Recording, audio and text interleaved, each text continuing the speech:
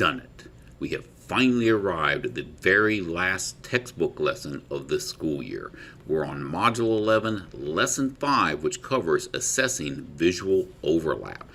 The textbook even gives us a promise that this is going to be a super short lesson, a single day lesson.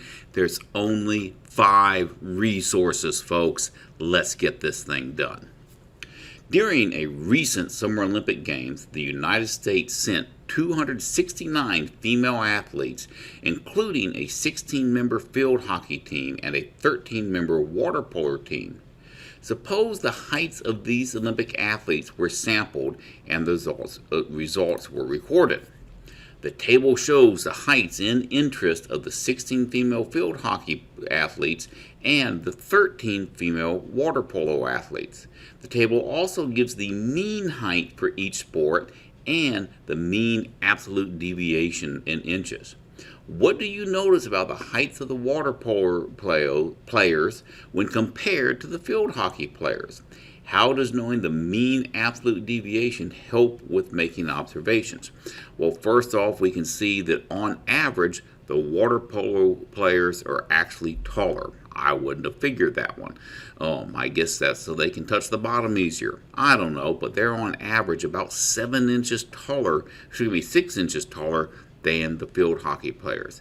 That said, the field hockey players do have a little bit more consistency in their mean absolute deviation, but not much. 1.94 to 2.01. That is pretty dang close when you're comparing the two of them. Now, you have learned to make inferences about two populations by comparing the centers and the variations of the sample distributions. You can also make inferences about how likely it is that the means of the population are similar or different. A local veterinarian, Dr. Gibson, weighed a random sample of male and female adult dogs. The results are shown in the double box plot. Dr. Gibson wants to know how likely is it that the mean weights of the female and the mean weights of the male are going to be different. So Dr. Gibson can informally assess the degree of visual overlap between the two distributions. A visual overlap shows the distance between the two means of distribution as seen in the shaded section of the box plot. So maybe that'll even be our last definition of the year. We'll see. So right here you have a visual overlap where you have a comparison where the data for the females and the data for the males appears overlapping in both graphs.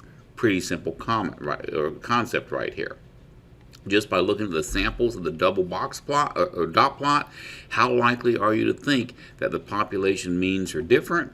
Well, just taking and looking at it, I'm going to say that overall, males are going to be bigger than females, but they're not always going to be bigger than females.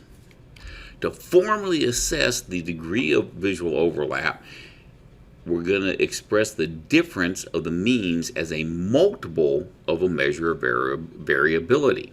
In other words, we're going to find and analyze the ratio of the difference of means when compared to, I hate to say it, the mean absolute deviation. Dang it. All right, let's get into this. This doesn't sound like fun anymore. First thing you're going to do is find the center of variability. So both distributions are going to be symmetric. Since they're going to be symmetric, that means the means and the mean of the mean is going to be the center point. So since we have the center point, now we're going to find the means and we're going to find the mean absolute deviation. So let's get everything loaded here. And now we have that. First we're going to find the means. And on the flip card, the means, if you took all the females, added them up, and divided by the number of numbers, it's going to be 62. But look at this right here. 62. All right, it's the median is going to be the mean because you have a symmetric thing. On the males, if you added them all up and divided by the number of numbers, it's going to be 65. And what do you have right here? 65 is going to be the middle value of the males. So the median and the mean are the same when you're dealing with a symmetrical graph. When we subtract those two means, 65 minus 32, we're going to get a difference of 3 pounds. So Next thing we need to do is find the mean absolute deviation by finding the mean distance of each data value from the mean. Let's look at that. First thing here, you know how to do this. They gave it to us, all right? They found the distance each one of the data values was from the mean, averaged it out, and found a mean absolute deviation of our females of 0.92. Then they did the same thing to the males and found a mean absolute deviation of 1.01. That means you have greater consistency in the weights of the females as compared to the weights of the males. To the nearest whole pound, the variability of mean absolute deviation is a distribution of 1 pound. So they both come out to be about a pound. This means the average distance of each dog's weight is in the sample from the mean or average is going to be 1 pound. The distributions have similar variability, even though they're a little different, they're very close, but they have different means or averages. Now it comes time to plug in the new math that we're learning here. We're going to compare the difference between the means and the mean absolute deviation. So the difference of the means earlier we found was 3. Remember, we subtracted 65 and 62 and got 3. That's the difference of the means. From there, we took that means and divided it by the mean absolute deviation, which they said both of them had a mean absolute deviation of about 1. And when we do that, we ended up getting 3 for our answer. The means, therefore, are separated by a 3-to-1 ratio, otherwise known as 3 mean absolute deviations. Okay? Think about what we're saying here. The difference is 3 pounds. A mean absolute deviation is 1 pound. How many 1 pounds are there in 3 pounds? 3. Therefore, you have a difference. The means is going to be separated on the two of them by 3 mean absolute deviations. Okay? A lot of vocab here. Let's keep going. When the variability is small, such as 1 pound, the data are less separate.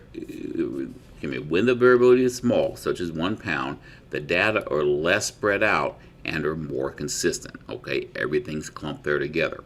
Dr. Gibson can have a higher confidence in making an inference that it is likely the means are going to be different, or the averages are going to be different. Because the sample means that the sample means are different, the variability is going to be low. The ratio of the difference in the means compared to the mean absolute deviation takes both of these into account. The greater the ratio, the more likely it is that the means of the populations are going to be different. So 3, you had a ratio of 3-to-1, that's a pretty good gap that says you're going to have a difference in the average weight of these two types of dogs, boys and girls. If you had a ratio of 10-to-1, then you're going to have an even bigger gap between the ratios of the boys and girls. But what if you had a ratio that ended up being 1-to-2 ratio, 0.5, then all of a sudden there's not a whole lot of difference between the size of the weight of the boy and girl dogs. But in this case, going back, it was a 3-to-1 ratio. So let's look at some sample distributions here. First off, the mean absolute deviation is less than 2, then the separation between the samples should be less noticeable, meaning the overlap should be greater, the males and females should be really close to the same weight. However, if your difference between your difference in means and the mean absolute deviation is greater than 2, then that means you have more separation between those two bar graphs. It's more likely to be different. In the ratio we have, where we have a 3-to-1 ratio, 3 is a number that is greater than 2, and because it's greater than 2, we can say that the separation between the samples for males and females is noticeable. The mean weight of the male dogs and the female dogs is likely to be different. Even though there's overlap, it's likely that their weights are going to be different. So let's look at example 1. We only have 2 slides left, or resources left here, guys. The dot plot shows the daily high temperature of the 2 cities from 13 randomly chosen days in July.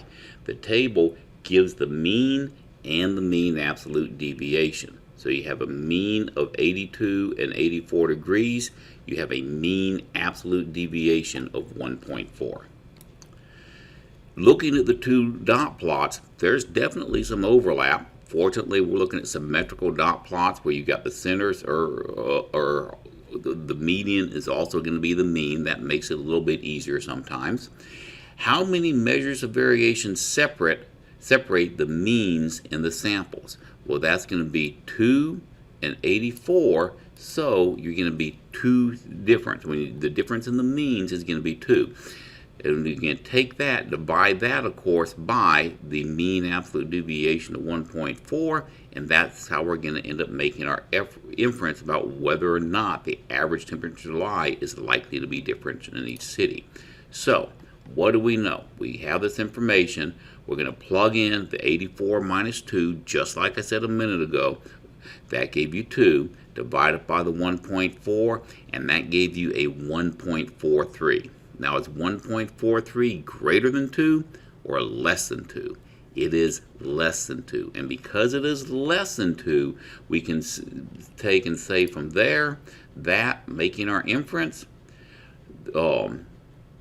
is loading. Come on, let's get it done.